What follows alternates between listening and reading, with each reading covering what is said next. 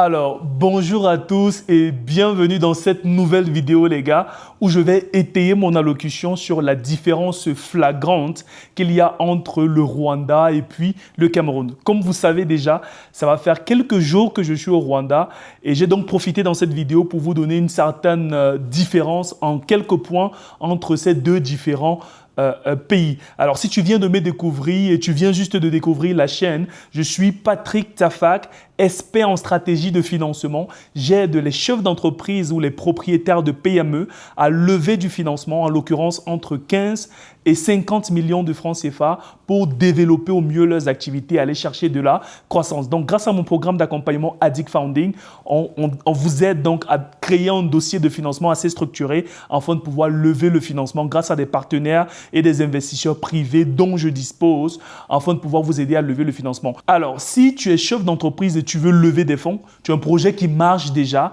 et tu fais un bénéfice net mensuel d'au moins 500 000 francs CFA, alors clique juste simplement sur le premier lien qui est dans la description. Réserve un audit 100% gratuit de 30 minutes avec moi ou un membre de mes équipes où on pourra éventuellement échanger sur plusieurs différentes choses et t'aider donc à aller chercher ton objectif de financement. Sans plus tarder et sans traîner, je vais te demander de commencer par mettre un petit pouce bleu. Ça fait toujours du bien et surtout que c'est gratuit. Clique sur le bouton s'abonner, active la cloche de notification pour ne pas rater une prochaine vidéo. Ça fait vraiment du bien et merci à tous ceux qui sont sur la chaîne et qui s'abonnent. Ça fait vraiment plaisir les gars. Donc, j'ai énuméré ici quelques points intéressants afin de pouvoir étayer mon allocution. Le premier point dont on va en parler est un point très capital quand tu es entrepreneur et tu veux t'installer dans un pays ou bien même que tu sois seul ou avec ta famille. Le premier point ici, c'est la propriété. La propriété, vraiment, c'est la base. Donc, on va faire cette première différenciation au niveau de la propriété. La première chose que j'ai remarqué, c'est que Kigali est extrêmement propre. C'est une ville vraiment très propre. Tu te lèves le matin, tu vas voir, il n'y a pas de déchets dans la rue. Même quand tu sors pour courir, faire un peu de sport, tu vois, il n'y a vraiment pas de déchets dans la rue. La rue est totalement propre. Et tu vois, il y a de l'entretien qui se fait de manière régulière. Et ça m'est arrivé des fois quand je sors pour marcher, je vais voir des mamans et des jeunes messieurs qui sont dans la rue en train de balayer à coups de balai, en train de balayer le goudron, en train de balayer. Et ce n'est pas que dans des zones populaires, même dans le quartier. Tu vas voir dans des quartiers populaires, c'est pareil. Il y a des gens qui sont en train de faire le nettoyage de manière régulière. Et c'est vraiment difficile. Il y a des fois, je marche et puis je me dis combien de bouts de papier je vais voir au sol. Et je vais faire des distances, des kilomètres sur des kilomètres et je ne vais même pas voir un seul bout de papier. Donc, c'est fou à quel point la ville, elle est extrêmement propre. Contrairement au Cameroun, je vais dire qu'il y a un manque triade d'entretien. Le véritable problème au Cameroun, je pense que c'est le problème au niveau de l'entretien. Il y a parfois de très beaux projets qui sont lancés, des projets de construction, d'infrastructure, mais le véritable problème, c'est que ça ne dure pas longtemps parce qu'on ne fait pas de l'entretien. On va construire un pont et puis 1 an, 2 ans après, il y a des herbes qui vont pousser aux alentours et puis il y a des bouts de papier, des bouteilles que tu vas trouver de partout. Donc, il y a un problème triade d'entretien au Cameroun et c'est là parce que la route ou alors les villes deviennent de plus en plus sales. Donc, il y a beaucoup de saleté dans plusieurs différentes zones. Je ne pourrais pas prendre la peine d'étayer les quartiers pour ne pas créer d'amalgame, mais en réalité, il y a vraiment la saleté un peu de partout dans la rue et surtout les poubelles. C'est catastrophique. Aujourd'hui, vous avez certainement vu plusieurs différents reportages sur les poubelles au Cameroun et ça devient de plus en plus pire. Donc, au niveau de la pollution, que ce soit visuelle, vraiment, c'est juste aberrant à quel point les villes, pour la plupart des capitales, sont assez sales. Donc, le deuxième point ici, on va parler de l'aspect sécuritaire. Au Rwanda, je vais dire que la sécurité est vraiment au top. Ça, c'est quelque chose qu'on ne voit pas partout. Mais pour être honnête et vraiment sincère, la sécurité au Rwanda est vraiment au top. Hier encore, j'étais en train de marcher, j'allais faire mes courses dans un supermarché pas loin du Airbnb où je suis. Et en soirée, je vois, il y a tellement de voitures de patrouille. Il y a des voitures de patrouille et il y a des officiers de police. Dans chaque carrefour, dans chaque coin de rue, il y a des officiers de police, autant pour moi. Et à voir juste ça, tu te sens vraiment en sécurité. Tu n'as pas peur de te faire pickpocket, autant pour moi, ton porte-monnaie ou alors ton téléphone. Donc, quand tu marches, tu as vraiment ce sentiment d'être en sécurité, tu es serein. Donc, tu vois des gens qui marchent en route avec leur téléphone, ils manipulent. Tu vois la sécurité un peu de partout autour de toi, que ce soit la police, et tu as vraiment un sentiment de sécurité qui, je dirais, qui est exceptionnel. Donc ça, c'est pour ma part, au Rwanda, je trouve qu'au niveau sécuritaire, c'est vraiment c'est au top. Et surtout, je pense que la sécurité, on l'observe véritablement mieux dans la nuit. Quand il fait nuit, c'est là que tu peux éventuellement faire une conclusion. Est-ce que tu te sens en sécurité dans un environnement ou pas? Et ici, je marche souvent très tard et je n'ai vraiment pas ce sentiment d'être en insécurité. Je me sens plutôt rassuré. Avec une comparaison au Cameroun, dans la ville de Douala, plus précisément, ou bien dans toutes les capitales au Cameroun, vraiment, tu as ce sentiment d'insécurité. Quand tu marches dans la rue, en soirée, parfois tu vas marcher en fonction des heures, tu ne te sens véritablement pas en sécurité en quelque sorte. Donc, c'est assez fréquent. Tu vas voir parfois des délinquants un peu dans la rue, à gauche, à droite, qui marchent, qui essaient parfois de t'interpeller pour te quémander un 500 francs, 2000 francs. Il y a toujours ce sentiment d'être sur la défensive. Tu ne sais pas vraiment où le danger peut arriver. Quand tu es en train de marcher dans la rue, que tu as ton téléphone, à chaque fois, tu te dis il faudrait que je mette mon téléphone dans la poche, je peux me le faire arracher. Et j'ai déjà été témoin de plusieurs cas au Cameroun, en l'occurrence à Bali. Pour ceux qui savent, j'ai vécu à Bonapriso et j'ai vécu aussi à Bali ces 3 dernières années au Cameroun. J'ai été témoin à Bali. Sur la rue, je sortais faire quelques achats, pas loin de ma maison, vu qu'il y avait un supermarché pas loin. J'étais en train de marcher et puis j'ai vu une femme, elle était en bordure de route, elle manipulait son téléphone, elle voulait stopper une moto. Et directement, il y a une moto qui est passée en flèche et le gars derrière la moto, il a arraché le téléphone de la dame. Elle est restée bouche bée. Les gens ont commencé à crier à côté. Et moi, j'étais tellement surpris, je n'avais jamais vu ça. Donc, juste avec des exemples pareils, ça prouve et ça montre à quel point on peut avoir ce sentiment d'insécurité au Cameroun. Surtout la nuit, c'est assez compliqué. Et ce fait s'est passé justement la nuit. Il était pratiquement environ, je dirais, 19-20 heures, entre 19h30 et 20 heures par là. Donc, ça, c'est des points qui peuvent justement montrer à quel point on peut être en insécurité au Cameroun. Et je pense que c'est des points qu'il faudra éventuellement corriger. Le troisième point ici, un point qui revient tout le temps, je reçois des questions tout le temps sur la chaîne en commentaire. Allez, vas-y Patrick, parle-nous de la nourriture. Comment est la nourriture là-bas et tout et tout. Alors, je vais dire qu'au Rwanda, les restaurants sont plutôt propres. Les restaurants sont propres et en termes de nourriture, je dirais que la qualité, elle est moyenne, en toute honnêteté. La qualité, elle est plutôt moyenne. J'ai essayé de manger plusieurs différents repas au restaurant. Ça va faire 2 jours, j'étais dans un restaurant pas loin. J'ai essayé de manger. J'ai mangé une forme de riz. La dernière fois, j'ai mangé des pâtes. C'est bon, mais ce n'est pas fameux. En toute honnêteté, c'est bon, ce n'est pas fameux. Et je dirais que la variété est assez limitée. Je pense que, je ne sais pas, peut-être que je n'ai pas encore côtoyé les coins adéquats pour ça, mais je pense qu'au Rwanda, il n'y a pas beaucoup de nourriture traditionnelle. Il n'y a pas beaucoup de repas. Parce que même quand j'essaie de demander, on me parle toujours du riz, on me parle des pâtes, on me parle de la patate, on me parle du manioc et on ne me donne pas véritablement les mets typiques du pays. S'il y en a, je pense que peut-être que pas beaucoup. Mais si je vais faire donc la comparaison avec le Cameroun en toute honnêteté, je pense qu'au Cameroun, je mange mieux. Donc, mieux de loin même, de loin. La nourriture, elle est beaucoup plus épicée. Il y a beaucoup plus de goût au niveau de la nourriture et puis voilà, donc en termes de nutrition, je dirais qu'au Cameroun, on mange beaucoup mieux qu'au Rwanda. Ça, c'est mon avis. En tout cas, les gars, ne venez pas tirer sur moi. C'est juste mon avis. Si vous avez des meilleurs plans de restaurant et tout ça, n'hésitez pas, vous pouvez m'inviter, je viendrai découvrir. Et puis après, on pourra revenir dessus. Mais jusqu'ici, honnêtement, je mange mieux au Cameroun qu'au Rwanda. 4e point, on va parler ici des infrastructures. En termes d'infrastructures au Rwanda, je dirais que les routes, vraiment, il n'y a pas de débat à ce niveau. Les routes sont plutôt neuves, les routes sont plutôt propres. Il y a des autoroutes assez propres, il y a des pistes pour les piétons, des zones de circulation pour les vélos. Et donc, je dirais qu'en termes d'infrastructure, le Rwanda, c'est au top, quoi. Donc, en termes d'infrastructure, ce que je vois jusqu'ici, en tout cas, c'est assez bien. Même dans les quartiers, tu vois, il y a de bonnes routes dans des quartiers. Et si j'ai remarqué quelque chose ici, j'ai échangé aussi avec mon hôte du Airbnb où je suis. Et il m'a dit que dans les quartiers, en fait, les citoyens se mettent ensemble et ils mettent de l'argent afin de pouvoir bitumer les routes. Et une fois qu'ils ont mis de l'argent ensemble, c'est en fonction de chaque personne, en fonction de tes moyens. Certains vont mettre plus que d'autres en fonction de leurs revenus, en fonction de leurs moyens. Et une fois que c'est fait, Le gouvernement va aussi intervenir, va aussi subventionner, mettre un peu d'argent et ces populations vont donc faire goudronner leurs routes. Et c'est ça qui permet à ce que, même dans l'arrière-pays, il y a beaucoup plus de routes. Donc, en termes d'infrastructure, vraiment, c'est au top. Il y a des signalisations qui sont plutôt modernes. La ville est plutôt organisée et je dirais qu'elle est pensée de manière vraiment, vraiment, vraiment intelligente. Donc, en termes de moyens de locomotive, j'ai vu, il y a des motos.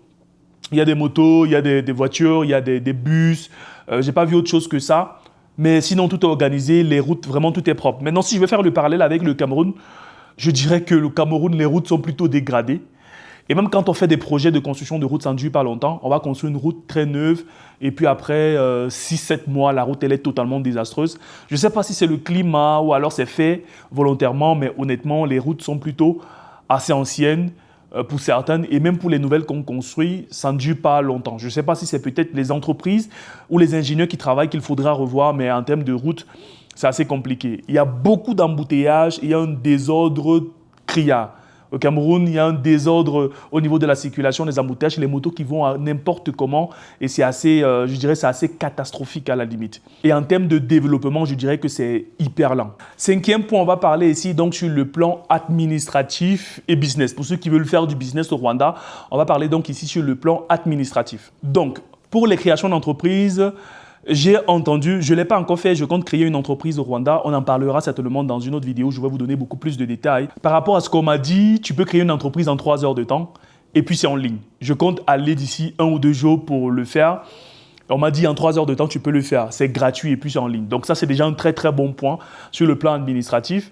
En termes de process, je pense que tout est déjà digitalisé. Tu peux le faire via un site internet, d'après les informations que j'ai reçues. Et au niveau de la corruption, c'est plutôt réduit. Donc, il n'y a pas de dessous de table pour créer une entreprise. Tu ne vas pas voir 10 personnes qui vont essayer de te braquer, tout ça. Donc, c'est plutôt structuré. Via un site internet, tu peux créer directement en ligne et avoir ton entreprise, ton registre de commerce et tout le reste en quelques minutes. Donc, je dirais qu'au Rwanda, c'est assez intéressant. Et aussi, il y a un certain respect au niveau des entrepreneurs. Les entrepreneurs sont traités avec respect. Et je pense que c'est un point important. Quand quelqu'un décide de se lancer, quelqu'un décide d'entreprendre, il mérite un certain respect. Et je pense que c'est la moindre des choses. Maintenant, comparaison avec le Cameroun, je dirais que pour créer une entreprise au Cameroun, c'est le parcours du combattant. Parce que pour mon entreprise et pour mes clients, on a l'habitude de créer des entreprises pour eux. Même pour nous qui facilitons, c'est parfois compliqué. Combien de fois un entrepreneur qui va décider de le faire de lui-même? C'est assez compliqué. Il y a vraiment des personnes qui vont s'interférer, des gens qui vont toujours essayer de te braquer, de te prendre de l'argent pour rien du tout. Et c'est assez compliqué, les gars. La corruption, je dirais, est devenue normalisée parce que certaines choses parfois qui sont gratuites, quelqu'un va te demander de l'argent de manière normale. Pourtant, en réalité, c'est gratuit. La perte de temps, alors n'en parlons même plus. Tu peux créer une entreprise, si tu décides de le faire seul, ça peut te prendre au moins 3 semaines. Tu vas te retrouver en train de monter, descendre. Pour des choses assez simples, on va te prendre tellement de temps. Et tout le monde à côté de toi veut te soutirer de l'argent. Tout le monde. Sixième point, maintenant, on va parler ici du marché, des clients, des comportements clients, comment ça se passe quand tu fais du business, que ce soit au Rwanda, que ce soit au Cameroun, comment ça se passe dans les 2 différents pays ou dans les 2 différents environnements. Comment est-ce que ça se passe réellement? Donc, je dirais que, premièrement, avec le Rwanda, c'est un marché plutôt petit, parce que le pays il est plutôt petit, contrairement au Cameroun, bien sûr. Mais ce que je vais dire, au niveau de la discipline client, je dirais pas forcément Rwanda, mais je dirais que c'est une mentalité anglophone, parce que vous savez qu'à un moment, le Rwanda avait pour langue principale l'anglais. Donc, je pense que la mentalité anglaise, c'est une mentalité qui est complètement différente de la mentalité francophone. Donc, un client qui va te dire, par exemple, écoute, je te paie ta facture à 15 heures ou je te paie ta facture dans 2 jours, dans une mentalité anglophone, il y a de fortes chances que ce client respecte cette parole et puis la paye. Mais par contre, dans un environnement francophone, c'est autre chose. Les francophones, c'est complètement différent. La mentalité est complètement différente. Ils ne respectent pas leurs paroles. Ce n'est pas des gens qui savent te dire quelque chose et puis faire la chose par la suite. Par contre, la mentalité anglo-saxonne, c'est complètement différent. Et vous allez voir la différence même entre le marché américain et le marché français ou alors le marché francophone. Vous allez voir que les entrepreneurs américains sur le marché américain, c'est beaucoup plus simple de vendre aux Américains. C'est beaucoup plus complexe et difficile de vendre aux francophones. Pas juste des Camerounais ou pas juste des Africains, mais aux francophones en général. Donc, le marché camerounais, il est beaucoup plus grand que le marché rwandais. Donc, il y a beaucoup plus de potentiel, forcément, en termes de taille de marché. Mais je dirais qu'en termes de discipline d'achat, les francophones ou alors les Camerounais, c'est un peu plus compliqué. Mais avec un marché beaucoup plus grand, le potentiel devient de plus en plus intéressant. Septième point, les gars, on va parler ici de l'Internet. La connexion Internet, comment ça se passe. Dans la précédente vidéo, vous avez vu clairement comment je partais à m'acheter une puce MTN rwandaise. J'ai acheté la puce et par rapport à Internet, j'ai un Wi-Fi à la maison que j'utilise. Ça passe super bien. Je n'ai vraiment pas de bug. Honnêtement, ça va. Et des fois, je sors et pour sortir, je dois avoir l'Internet dans mon téléphone. Du coup, j'ai acheté une puce et j'ai acheté aussi un forfait. J'ai payé le forfait à 5000 francs rwandais. Et puis, on m'a donné 7 gigas. Et puis, la dame, elle m'a dit que ça sera valide pendant à peu près un mois. Et depuis que j'ai rechargé les 7000 francs en toute honnêteté, je n'ai vraiment pas de problème. À l'extérieur, je surfe sans souci. J'écoute de la musique sur YouTube avec mon téléphone quand je sors marcher. Et je n'ai vraiment pas de problème. Tout se passe plutôt super bien. Donc, en termes d'Internet, je dirais que ça va. Et je trouve que ça coûte beaucoup plus moins cher, à mon avis, parce que 5000 francs rwandais est équivalent à peu près à 2100 francs. Donc, on peut faire diviser par 2,5 à peu près. Donc, c'est à peu près 2100 francs en francs CFA. Par contre, au Cameroun, j'avais aussi un forfait Internet pour entreprise que j'utilisais. Comme j'ai dit déjà, ça dérangeait totalement. J'avais tellement de problèmes avec l'Internet. Et des fois, quand ça buguait, j'avais aussi un forfait mobile que je payais 2100 francs et on me donnait 4,5 gigas. Donc, comparé au Rwanda, on me donne 7 gigas pour un mois. Mais au Cameroun, on me donnait 4,5 gigas pour les mêmes 2100 francs à peu près. Et aussi, en termes de consommation d'Internet, je me dis que les 7 gigas, ça met plus long que les 4,5 gigas que j'avais. En termes de rapidité, je ne sais pas comment on appelle ça, vous pouvez me dire en commentaire pour les plus experts. Je mettais 4,5 gigas et parfois, je peinais à faire 2 jours avec. Je peinais des fois à faire 2 jours avec. Et au trop, quand j'avais beaucoup duré, c'était maximum 3 jours avec les 4,5 gigas. Mais aujourd'hui, je suis à plus d'une semaine. J'ai 7 gigas dans mon téléphone. J'utilise ça tout le temps quand je suis dehors et ça se passe plutôt super bien. Donc, je dirais qu'en termes de débit, en termes de consommation Internet, je pense qu'ici, ça coûte beaucoup plus moins cher et c'est beaucoup plus rapide. Alors, le 8e point, ici, on va parler maintenant du logement. Comment ça se passe le logement au Cameroun et puis le logement au Rwanda? On va commencer par le Rwanda, les gars. En termes de logement, je me suis renseigné, on m'a dit tu peux trouver un studio meublé, une chambre, une salle de bain, un salon, une cuisine, ça peut être américaine ou une cuisine complètement à côté. Tu peux prévoir à peu près entre 300 et 500 $ par mois pour avoir un studio dans ce sens déjà meublé. Mais ce qui est bien avec le logement, c'est que en termes de finition, du moins pour la plupart des logements que tu peux trouver, c'est assez top. Ils prennent la peine vraiment de... Tu en as pour ton argent, en tout cas. Au Rwanda, jusqu'ici, je pense que tu en as vraiment pour ton argent. Quand tu payes un bien, tu te sens plutôt vraiment confortable à l'intérieur. Actuellement, je suis en train de rechercher même un studio parce que je vais quitter du Airbnb d'ici peu. Donc, j'aurai forcément besoin de m'installer dans un studio. Et mon budget, justement, est dans cette tranche-là, entre 300 et 500 $. Ça dépend maintenant. Je veux un truc, une chambre, mais vraiment confortable, très propre, où je pourrais éventuellement travailler au mieux. Aussi, quand j'étais en train de sortir, dernièrement, j'étais en train de me balader dans le quartier. Je suis tombé sur une villa à louer. Et la villa coûtait à peu près 1500 $. Toute une villa, je crois que c'était 3 chambres, bien propre avec piscine. Elle coûtait à peu près 1500 $. Et quand j'ai vu une villa comme ça à 1500 $, je me dis waouh, une villa pareille à Bonapriso, ça coûte parfois 2 fois ce montant-là. Ce que je peux dire par rapport au logement, je dirais que ça dépend vraiment de chacun. Ça dépend aussi des revenus de chacun, ça dépend de combien tu gagnes. Tu peux prendre des appartements déjà meublés, tu peux prendre des appartements non meublés, donc tout dépendra maintenant de toi à ce niveau. Si tu as besoin d'un appartement meublé, tu peux prendre. Si tu as besoin d'un appartement non meublé, ça va te coûter encore plus moins cher parce que j'ai essayé de regarder sur Internet. J'ai vu des appartements non meublés à 150 $, parfois 200 $. Et parfois 200 $ pour d'autres. Maintenant, au Cameroun, pour avoir vécu déjà dans quelques quartiers résidentiels, je dirais à Bonapriso, par exemple, pour un appartement 2 chambres, tu dois prévoir à peu près entre 150 et 200 000 francs. À Bali, tu peux prévoir entre 150 et 200 000 francs. C'est un peu similaire, bien que Bonapriso est un peu plus cher. Maintenant, la différence se fait en termes de finition. Je pense que les propriétaires immobiliers au Cameroun ne prennent véritablement pas la peine de mettre le locataire à l'aise. Ça veut dire qu'ils font un truc à la va-vite, vu que le quartier il est résidentiel et il coûte cher, ils vont mettre des prix élevés, mais ils ne prennent pas la peine de délivrer une qualité qui respecte les prix. Maintenant, si tu veux prendre au Cameroun, par contre, un appartement meublé, je pense que ça va te coûter 3 voire 5 fois plus cher. Par exemple, un appartement non meublé, tu peux le louer à 150, 200, 250 000 francs, par exemple. Ça dépend aussi de ton style, ça dépend de quel type tu veux, parce que ça peut aller jusqu'à 500 000, ça peut aller jusqu'à 1 million. Mais vraiment, moyennement, avec 250 000, tu peux avoir un très bon appartement. Mais si tu veux le même appartement, mais meublé, tu peux te retrouver en train de payer pratiquement 700, 800, voire 1 million mensuellement pour le même appartement. En tout cas, pour ce que j'ai déjà pu voir jusqu'ici. Mais le véritable problème encore se fait au niveau des finitions. Par rapport à l'argent que tu payes et le résultat que tu obtiens, c'est vraiment désastreux et totalement rédhibitoire à mon avis. 9e point, on va parler ici de la mentalité. La mentalité vraiment en général. Je pense que la mentalité au Rwanda ici, la plupart des gens sont très calmes. Chacun est dans son coin, chacun fait son truc. Et les gens sont calmes. Les gens sont plutôt disciplinés. Même dans la rue, quand il y a un feu, tu vois, les gens ils s'arrêtent. Les gens sont plutôt disciplinés. Les gens sont plutôt respectueux. Bonjour, bonsoir. Vraiment, c'est pas mal.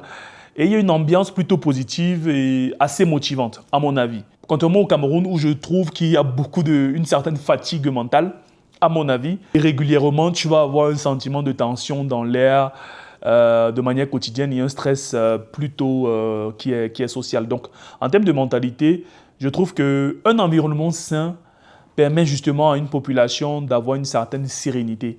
Mais un environnement malsain crée des frustrations et peut créer aussi une forme peut créer aussi des formes de tension qu'on n'a pas forcément besoin d'exprimer, mais qu'on peut ressentir. 10e point, au niveau du transport et de la mobilité. On va commencer par le Rwanda. Au niveau du transport, ici, j'ai remarqué qu'il y a en moyenne 2 moyens de transport. Le premier moyen de transport ici, c'est un transport en moto. Il y a le transport en moto, il y a le transport en voiture. Le transport en voiture ici, c'est généralement des applications mobiles. J'ai vu Uber, j'ai pas vu d'autres. J'ai pas vu d'autres moyens de transport en voiture avec des applications. J'ai vu aussi le bus, donc il y a des gens qui utilisent aussi le bus. Mais ce qui est le plus utilisé, du moins, c'est les motos. La plupart des gens utilisent beaucoup plus des motos pour se déplacer. Mais ce qui est particulier, c'est que c'est une personne sur la moto, pas 2 personnes comme au Cameroun. Donc c'est une personne sur la moto et chaque personne doit avoir un casque, que ce soit le chauffeur, que ce soit le passager. Ça permet de créer aussi une forme de sécurité. Et j'ai appris aussi que si tu ne mets pas ton casque sur la moto, tu vas devoir payer une amende allant jusqu'à 25 000 francs rwandais. C'est hier encore qu'on me l'a rappelé, allant jusqu'à 25 000 francs rwandais. Maintenant, je ne sais pas si c'est le passager qui paye l'amende ou c'est le chauffeur de moto. Et à ce qui concerne maintenant les transports en voiture, en taxi, il paraît que ça coûte beaucoup plus cher.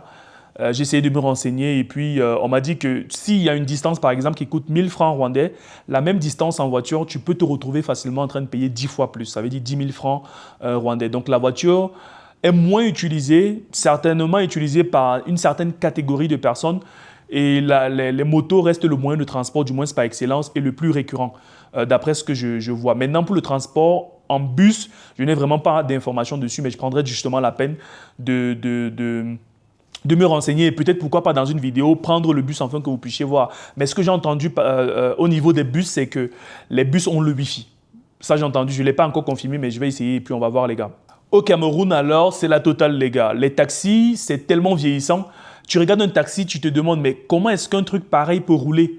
Comment est-ce qu'on peut permettre à un truc pareil de rouler en réalité? Tu vois les taxis, c'est tellement vieux, à la limite... C'est à la limite d'une époque vraiment totalement révolue.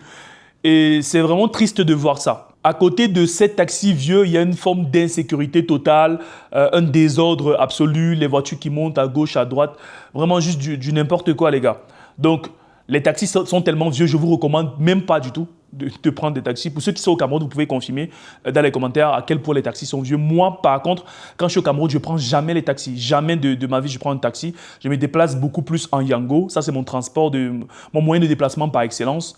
Tout le temps, je commande des voitures privées pour me déplacer. Je ne peux pas prendre autre chose que ça. S'il n'y a pas de taxi, je préfère encore prendre... S'il n'y a pas de voiture disponible, je préfère encore prendre une moto. C'est beaucoup mieux même de prendre une moto que des taxis. Et je me rappelle à l'époque, quand je prenais des taxis, j'avais toujours ce sentiment d'insécurité, surtout en soirée. Dans les taxis, j'avais tout le temps peur. Est-ce que le taxi va s'arrêter? Est-ce que ça va exploser? Est-ce que le taxi dessus me... Donc honnêtement, ça peut très vite faire peur.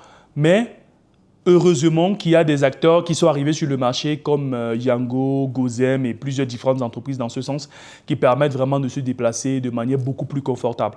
Ça au moins, ce sont des avantages du moins ce que je peux dire. Il y a des transports en bus. J'ai jamais pris de toutes les façons. Mais c'est vraiment pas très fréquent, c'est vraiment pas très récurrent. Peut-être dans des quartiers un peu plus loin du centre-ville, il peut en exister, mais en réalité, le bus, vraiment, je sais pas trop en toute honnêteté les gars. Donc c'était le 10e point. Dis-moi en commentaire où est-ce que tu vis exactement. Dis-le-moi en commentaire et tu préfères quel pays par excellence où tu pourrais justement t'installer et puis vivre. Alors là, on arrive à la fin de cette vidéo. N'hésite surtout pas à lâcher un petit pouce bleu si tu as aimé la vidéo.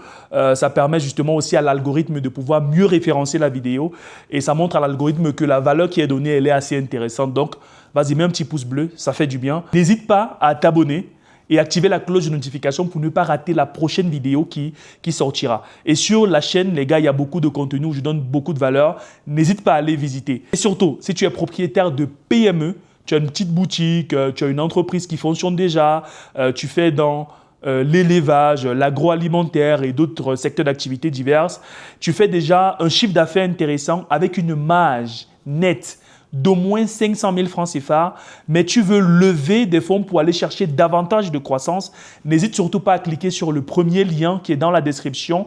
Réserve un audit 100% gratuit avec moi ou un membre de mon équipe où on pourra éventuellement échanger, on pourra développer une structure et une stratégie assez claire pour t'aider à lever les fonds que tu recherches. C'était Patrick et on se dit à très vite dans une autre vidéo. Peace out les gars.